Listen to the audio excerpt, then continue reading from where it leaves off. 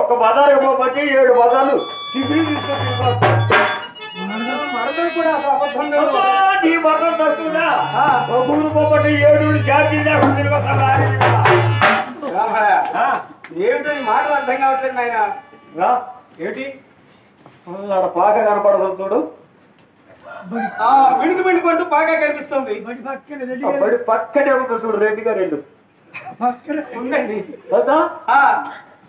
పాకాలో శ్రీలక్ష్మి తెలుసు వారికి 7 గోళ్ళు ఊడిపోయి సీమో రక్తంతో వాసంతో ఆ మహాలక్ష్మి తెలుసు బ్రతకదయ్యా. ఏమైంది ఆ కుర్చీగా తప్ప నడిచేవో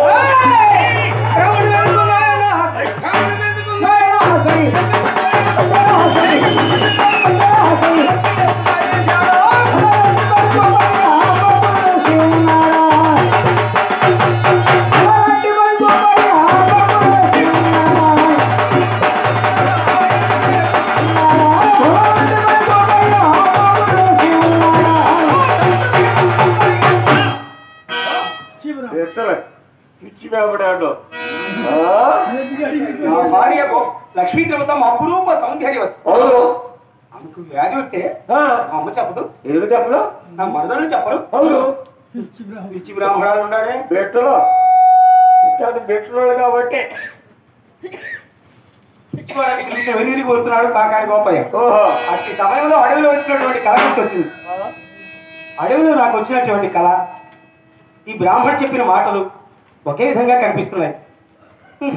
ఏమైంది ఆ ఏటికట్టుకు వెళ్ళినట్టయితే అన్న అసలు నిజానిజాలు తేలినటువంటి ఆ గోపయ్య ఆ రొట్టు పొడిచే సమయంలో చీకటిలో ఉన్నది తెల్లవారుజామున. అదే సమయంలో ఏ ఏటికట్ట దగ్గర ఏటికట్టకు వచ్చాడు.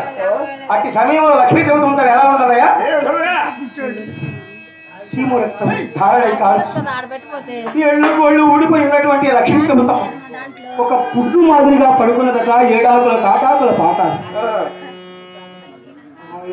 అయ్యయ్యో ఈమెనా?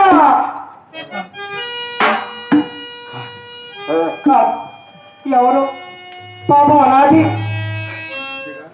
కట్టుకోవడానికి వస్త్రం లేక, తినడానికి తిండి లేక పాపం ఎంత బాధపడుతుందో ఏమో అని వెలుతిరిగాడు నా కాకాని గోపయ్య. వెలుతిరిగానే ఆ పాకలో పడుకున్నటువంటి లక్ష్మీ దేవతమ్మ భర్త మాట విన్నది. స్వామి వచ్చారా స్వామి? నేను స్వామి నీకోసం ఏ కళ్ళతో ఎదురు చూస్తున్నానయ్యా. నిన్ను చూసి కలసారి ప్రాణం విడవాలనుకున్నాను శ్రీనివాస్ స్వామి అని దుఃఖిస్తూ లేస్తుందా లక్ష్మీ దేవతమ్మ. ఎవరికి మాట్లాడుతున్నది? ఎవరికి మాట్లాడుతున్నది?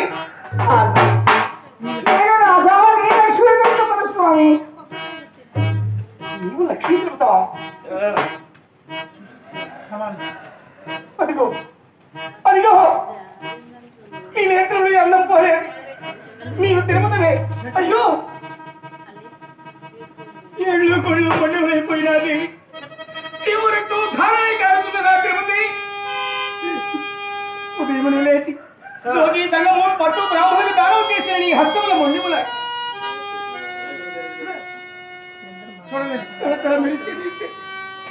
పురులు అట్టులు కట్టుకుపోయినా తిరుపతి చూడలేదమ్మ నీ రూపమమ్మా.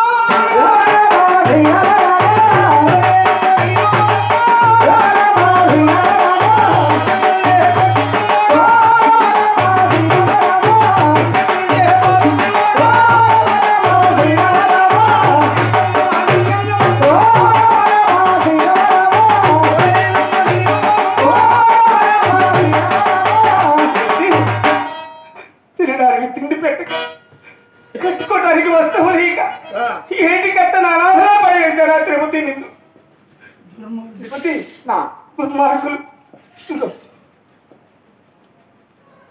16 పంచి చుట్టుకొని స్వామి చీరలు విడిచి ఆ ఏట్లు పెట్టి నీ వస్తాను.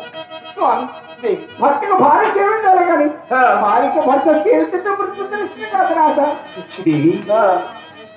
భార్యాభర్తలు అంటే ఏంటో తెలుసా దేవి? భర్త కష్టం వస్తే భార్య సేవ చేయాలి. అవును. అదే భార్య కష్టం వస్తే వదిలిపెట్టిపోవాలి. అదేం కాదన్నయ్య, భర్త కూడా భార్యకి సేవ చేయాలి. అప్పుడే అన్యోన్యం కలిగినటువంటి దంపతులు అంటారు. ఆ లక్ష్మీ ద్రవతమ్మ ఎప్పుడైతే ఆ గోపయ్య స్వామి